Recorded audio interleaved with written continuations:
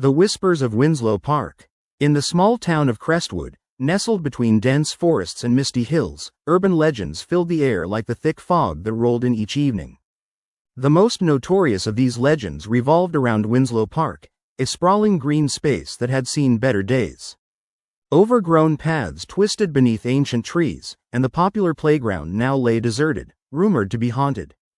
The locals whispered tales of the Whistler, a ghostly figure who had lured unsuspecting teens into the woods, never to return.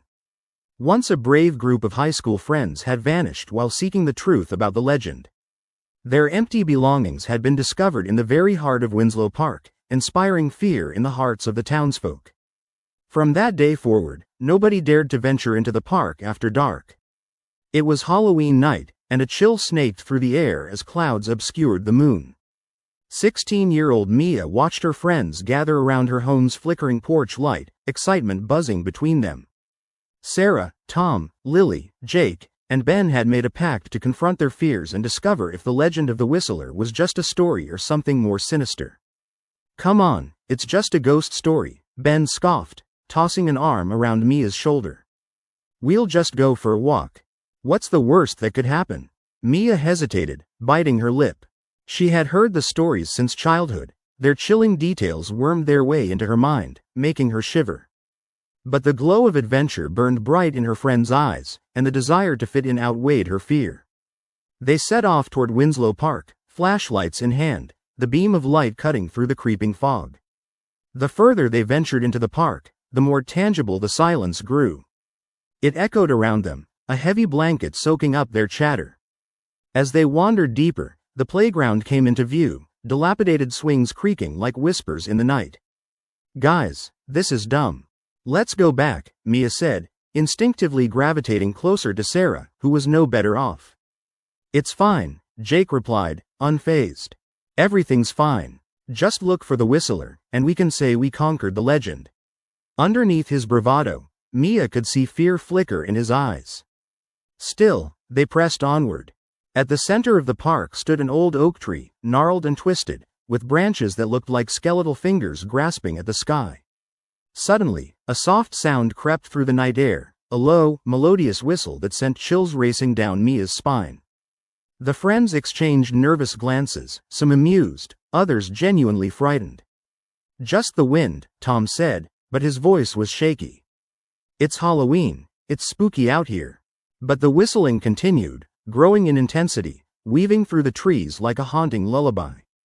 The air felt thick, heavy as though the forest itself were alive, watching their every move. "Let's just go check it out," Lily suggested, trying to mask her unease with bravado. They reluctantly followed her deeper into the woods, the trees closing in, shadows writhing in the glow of their flashlights. As they crept further, the whistling stopped abruptly. In the silence, Mia caught sight of something moving in the distance, a figure, pale and translucent, standing just beyond their field of vision. Heart racing, she blinked, and when she opened her eyes, it was gone. "Mia, you okay?" Sarah's voice sliced through the tension. "I thought I just saw something," Mia admitted, her voice trembling. She felt eyes watching her, unseen, lurking within the shadows.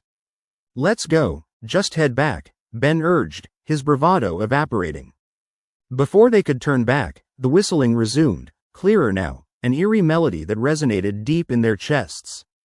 Compelled by some unseen force, they drifted deeper into the darkness, the air thickening with dread. Then, without warning, one of the flashlights flickered and died. In the chaos, Mia felt a cold breeze rush past her, followed by an unsettling, sorrowful laugh. The sound echoed through the trees, causing the hairs on her neck to stand tall.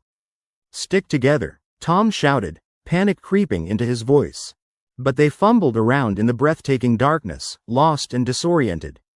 A sudden rush of wind swept through the park, the trees groaning as if warning them to leave. The whispers intensified, swirling around them, becoming so loud they drowned out their own thoughts. They could hear their names being called, soft and haunting, as if the very forest was beckoning them closer. In a desperate bid for safety, Mia grabbed Sarah's arm and they sprinted back the way they came, but the trees seemed to twist and turn, disorienting them. Jake, Ben, and Lily were nowhere to be seen. Mia's heart raced. Every instinct screamed for her to run, but the whispers echoed in her mind, luring her back. "Stay with me," she begged Sarah, who was already barely holding it together. Together, they ran, the oppressive atmosphere of the park shifting around them with every step. Finally, they burst from the grasp of the trees and back onto the path, where the streetlights flickered like distant beacons. They turned to find their friends, but the park was silent again, void of life. Panting, heart racing, Mia leaned against the park's entrance, glancing back. "We have to find them. Mia, look," Sarah gasped, pointing into the park as a figure stood at the edge of the trees, the moonlight barely illuminating its ghastly form. It was the Whistler. As they turned to flee, the echoes of laughter bounced around them, twisting into screams of terror and urgency. "Run," Mia yelled, and they sprinted away, hearts pounding and hope dwindling. Back at her home, lungs burning, Mia collapsed on the porch steps. The night felt heavier, the silence more profound. Despite all evidence pointing to her friend's return, a sense of dread curled in her gut. Mia never spoke of that night again, the urban legend fading from her mind as the whispers faded into the darkness of Winslow Park. But sometimes, in the thick fog or the deep silence, she swore she could still hear the echo of their laughter and the haunting whistle that had beckoned them into the depths of the woods. A reminder that some stories are better left untold, and some legends never truly die.